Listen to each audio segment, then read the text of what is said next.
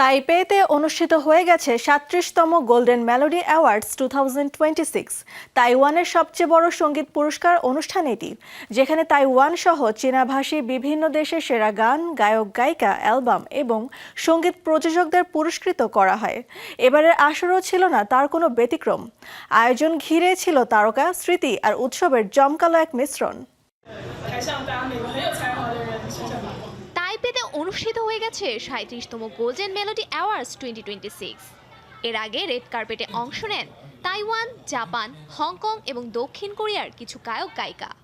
আকর্ষণীয় লুকে নজর কাড়েন তাইওয়ানের গায়িকা সিরিলি। এই বছরের মনোনীতদের মধ্যে ছিলেন তাইওয়ানের গায়ক আয়াল কমোদ, যিনি চ্যাংচেন ইউ নামে বেশি পরিচিত। পুরস্কার জেতার সম্ভাবনা নিয়ে খুব বেশি চিন্তিত ছিলেন না তিনি। আমি কখনোই পুরস্কার জিততে খুব বেশি আত্মবিশ্বাসী ছিলাম না।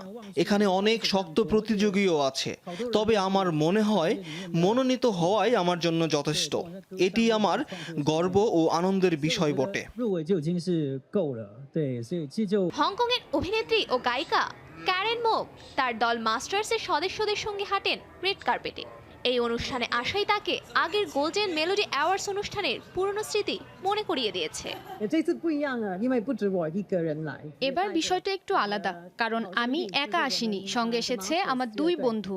টেরি ছিল আমার অ্যালবাম লাইফ ইজ ক্যারেন মকের প্রযোজক, আর একই সঙ্গে রেড কার্পেটেও ছিলেন তারা। এতে আমার পুরনো অনেক স্মৃতি আবার মনে পড়ছে। 那张拉活莫文蔚的时候，Terry 是我们的非常劲爆的演出给大家。 6 সদস্যের দক্ষিণ কোরিয়া ও তাইওয়ানের গার্ল গ্রুপ জেনব্লু এবার তাদের বর্তমান নাম নিয়ে আবারও ফিরে এসেছে golden melody অ্যাওয়ার্ডসে।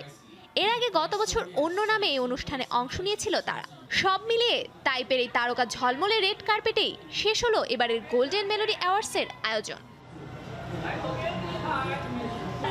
সফুর Afrin, showbiz tonight.